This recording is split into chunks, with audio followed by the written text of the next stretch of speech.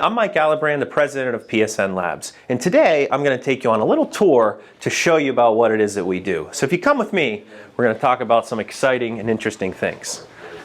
The beginning here is really just our office area space. We've got one of our conference rooms going on in here. Nothing too exciting, but this is where a lot of the magic actually happens. As we continue down this way, you'll see right behind me is our medical white room. Now it has the ability to give modularity so that we can custom create a clean room classification for whatever our customer might need. But classically it's set up as a white room because traditionally we're doing R&D development and white room is good enough. So currently we have an all-electric 55-ton electric machine, and we're going to walk around there in a minute and take a look at that, but this is a nice high-profile area so that we can see as we walk through this hallway. To our right here is our lunchroom, break room, very important for any facility to have for our employees. As we enter into this space, this is our engineering services group. So you may have heard of, we have three areas of the business. We have your classic engineering services, we have your processing, and we have your test lab. This room is where a lot of our engineers house. This is Corey Linden, our engineering director, very busy getting things done. Jared D'Anibal, Tony, and Dustin hanging out in our engineering services group. In this room, we're doing your classical CAD design, analysis, whether that's using FEA packages, mold flow packages, fluid dynamics packages. It just depends on what we need for a particular opportunity. In this corner over here, Tony's working, doing some microscopy work. So we do a lot of prototyping, we do a lot of development, and occasionally, because our clients need a relatively low number, less than 10,000 units, we have the capability to also be that production provider. In that arena also requires us to do some IQ, OQ, PQ, or molding validation work. Measurements is critical to that work. So Tony's using a 3D printer to print custom fixtures to be able to hold his parts in registration, and then he's throwing them under a vision system to be able to measure those parts so that we can make sure the tool, the molding, the material, everything's in check to ultimately meet what the customer needs. Dustin over here is doing some custom development for some sound devices. So earbud technologies, he's creating these himself. Pretty exciting and interesting things. As we move on out this way, a little bit of storage here in the hallway, nothing too interesting about that. In addition to this storage area, we have a 40 by 40, 20-foot high warehouse behind the building where we house a lot of additional equipment and materials. So because we're an engineering services company, we have a host of different pieces of equipment that aren't always in use. So when they're not in use, they go to the warehouse. When we need them, we bring them in, set them up, use them for a particular project, whether it's 6 months, 12 months, just depends. But then when we don't need them, they're stored away. But if you come on with me, we're going to walk around the corner to our clean room. We have two entrances to get in there. We have a double door system to get equipment in, and then when we need to engage it as an actual clean room, we have your classical two-stage entrance where you can walk in, robe up, and enter in. Today we're just going to enter in through these doors right here. So come on in. We have two pieces of machinery in here right now. The first of which is a heat sealer. That's being used to press different things together for a particular product we're developing. And then Alex back here is running our 55 all-electric injection molding machine. This room is equipped with its own HVAC supply and its own electrical supply, and it's got the ability to add up to 4 more presses within this room to either do development or production as needed by our clients. So whether you need that R&D development or whether you already have a part and you just need some molding and it's low quantity, we can provide both of those services to you. As we walk back into this space, there are 2 labs that I'll talk about. The first of which is our tool shop. So along this corridor right here, we have our own in-house tool shop. We've got mills, we've got lathes, we've got presses. In the back room, we've got EDMs, we've got grinders on its own dust collection system. We have the capability here at PSN to custom create our own tooling, fixtures, jigs, or use this equipment to harvest samples for the test lab. So it's a unique offering that we have. We don't have to rely on outside shops. It's very difficult sometimes to meet timelines. If we quote a job and a tool shop tells us 4 to 6 weeks, by the time we get that job, it might be, their timeline's grown to 8 to 10 weeks, and that makes it difficult for us to compete. So we brought that technology in-house to be able to offer that service. If I just pivot over to this room, this is a work in development. So this is the future home of our LSR lab. We have LSR, liquid silicone rubber, feeding and pumping capabilities on the other side that I'll show you in a moment, but this is the future home of our dedicated lab. It's going to be isolated with its own room. It's going to have its own dust collection system. That's to mitigate any potential crossover contamination of LSR to other areas or other areas into LSR. Within that room is an all-electric 55-ton RoboShop press with 3 different screw and barrel combinations to be able to meet the needs of our customers. So if you come with me this way,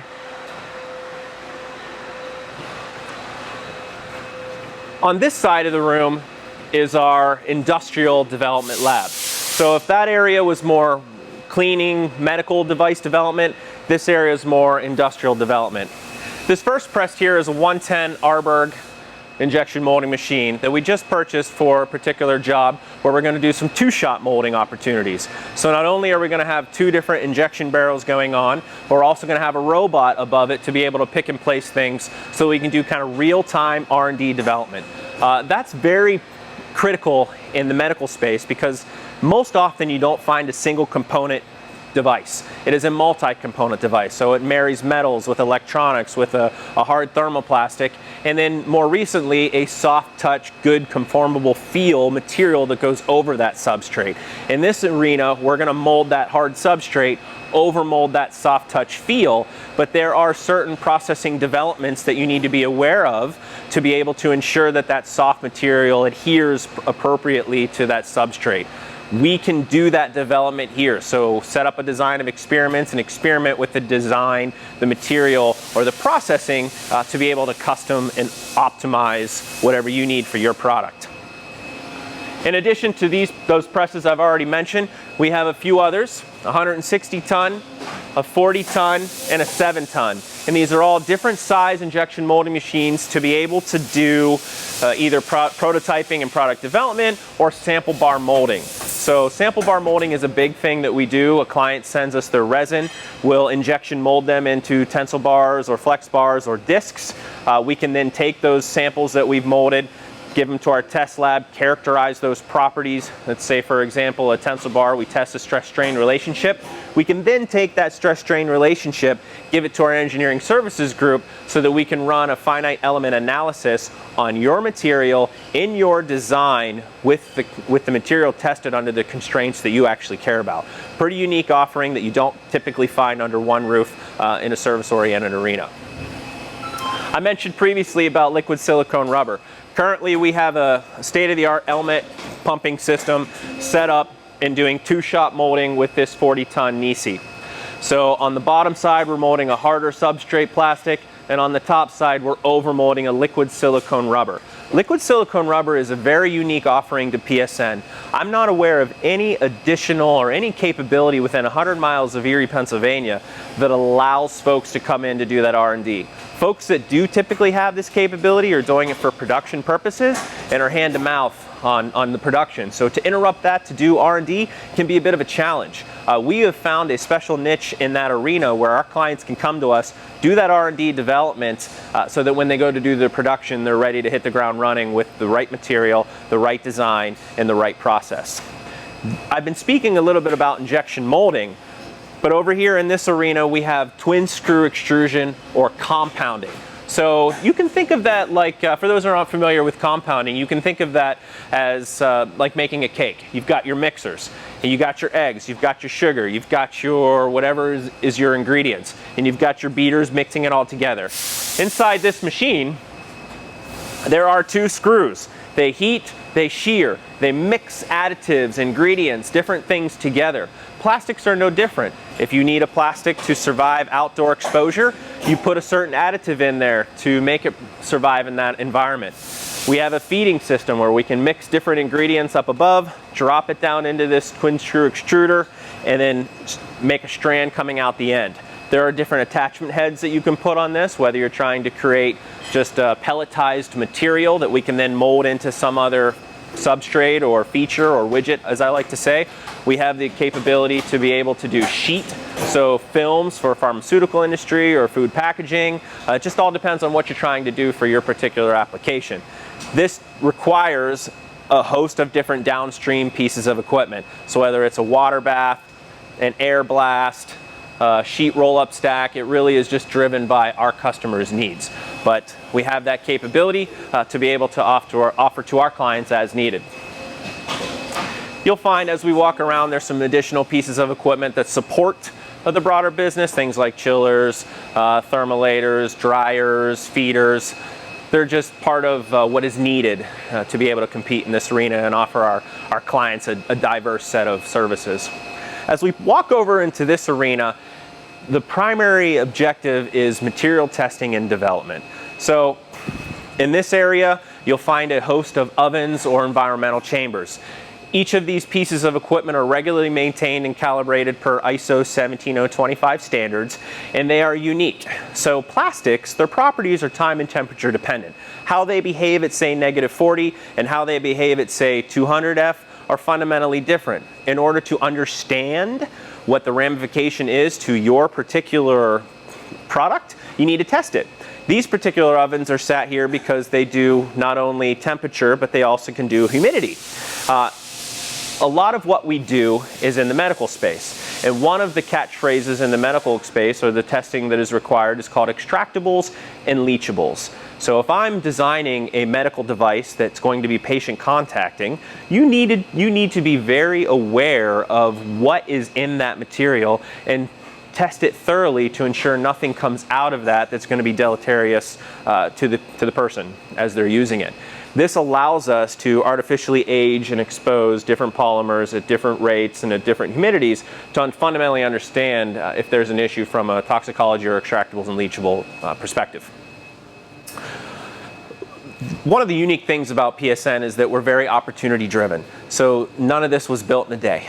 We added this capability over the many years of doing this, and we're about a 20-year-old company. Recently, we've gotten into the medical space, and that has led us into needing to do some toxicology type issues. So we added a bio lab. We won't go in there because there's pieces of equipment running, but we have the capability to do cultures, to do fundamental chemistry for biotoxicity issues. It's a dedicated room for that. And behind it is a chemical storage lab which houses your autoclaves, which houses our acid digester for some of the pieces of equipment inside of our analytical lab, which we'll get to in a few minutes. I will mention also that this lab, per ISO 17025, is on a backup generator, so that if we're in the middle of running one of our tests for our clients and we have a disruption, there is no disruption to the test that's actually running. This room has its own separate HVAC system, has its own separate room to run gases and fluids as needed, so that we can, from a safety perspective, kind of isolate anything that might be questionable. If we walk into this room right here,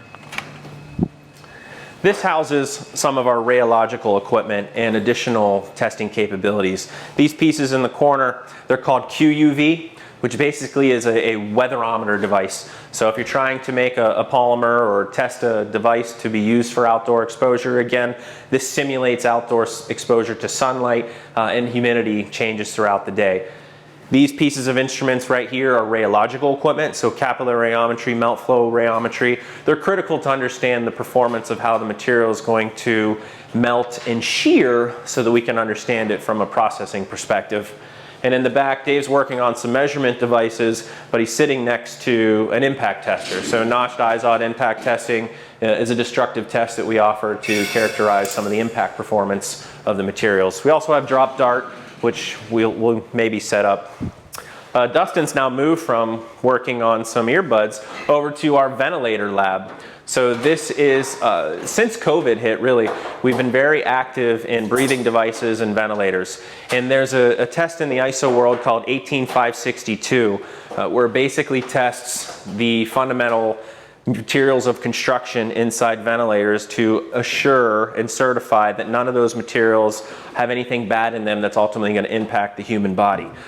So in this arena, we expose breathing pathway devices inside custom ovens that we've designed and built and accredited, and then we collect those organic molecules in small devices called Summa canisters, plug that into mass spectrometry equipment that in the future will be housed right over here on these tables, but currently is our analytical lab, which we'll touch on in a moment. But this is a dedicated lab for ventilators and other breathing devices. If we move on this way, here at PSN, work-life balance and general work culture is important to us.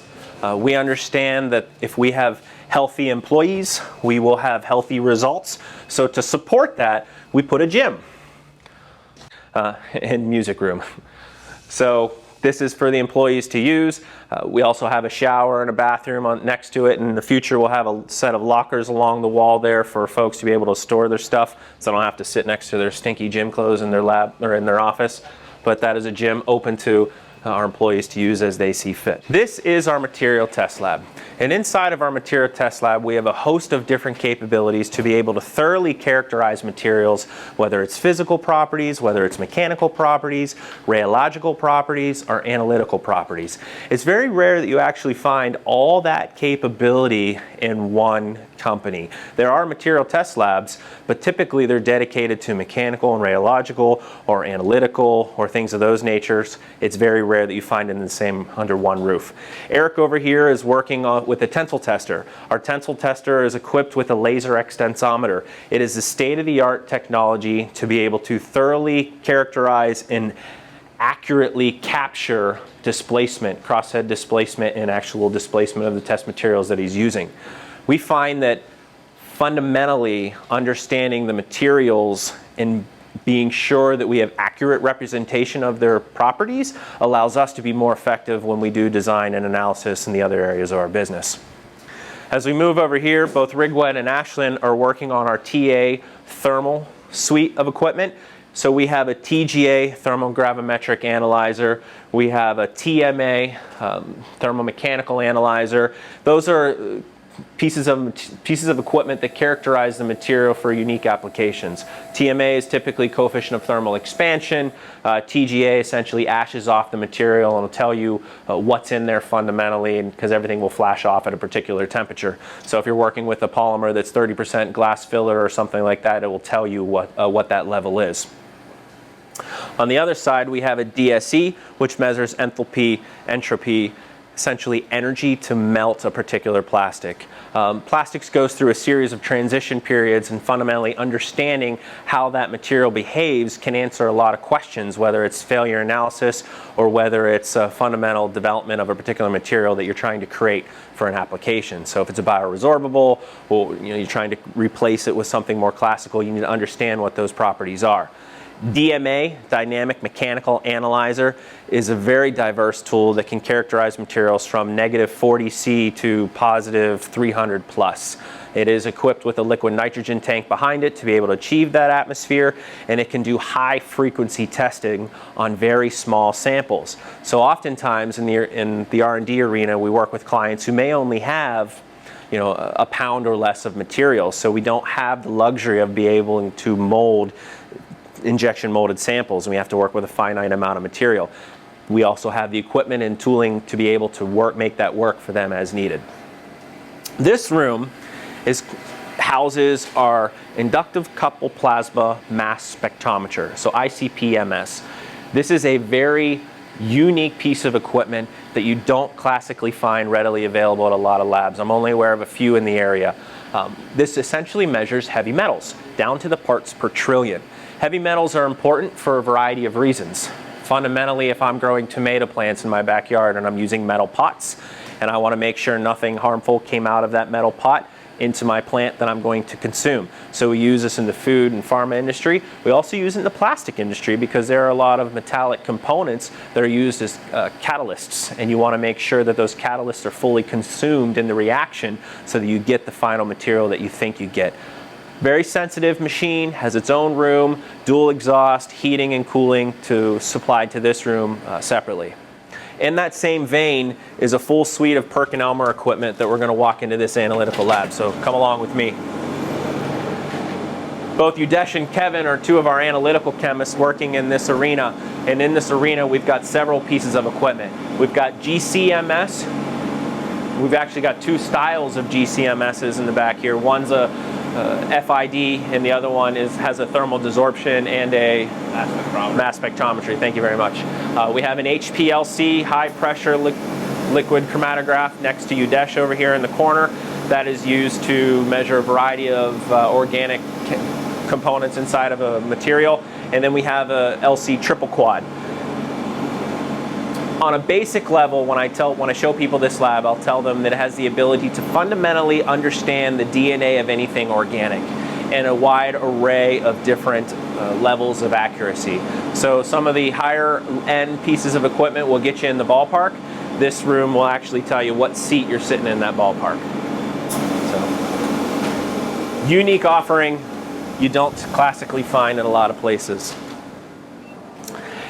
Speaking of that ballpark, FTIR, if someone sends us an organic material and they're not quite sure what it is, we run a quick scan. It'll kind of tell you what family of materials you're working with, and then if we need to fine tune it from there, we have the capabilities to be able to do that. In this lab, there are about 10 different folks that work in here. There's a few chemists that share in there, a test lab manager over here, a few more chemists over here, a couple engineers that work over here, all dedicated to testing, development that ultimately support the rest of the business. And then you'll find some tabletop workspace, some moisture analyzers, a few other pieces lying around that we need to use for our particular clients. And sample storage on its own, lock and key. It is custom that we hold on to our samples for 6 months after the test is run, just in case a client needs to rerun it for a particular reason. So that's our test lab. If we walk in out of here, so we've walked through three primary areas of the business: your engineering services, your processing lab, and your test lab. How we apply that capability is very unique to our customers. Some clients come to us and they just need a simple test run, and it's maybe a couple $100 project. Other clients recognize that we have that capability under one roof. So the process to development, where we can go from, say, art to part, is much quicker in this roof because we have the ability to design it, we can build the tool, we can mold the widget, we can test the material all very quickly. So that makes us your ideal partner for R&D development. That's all the areas that we have to talk about today. I'd like to thank you for joining me on this tour. And if you have any questions, please feel free to reach out to us at PSN Labs. Thanks.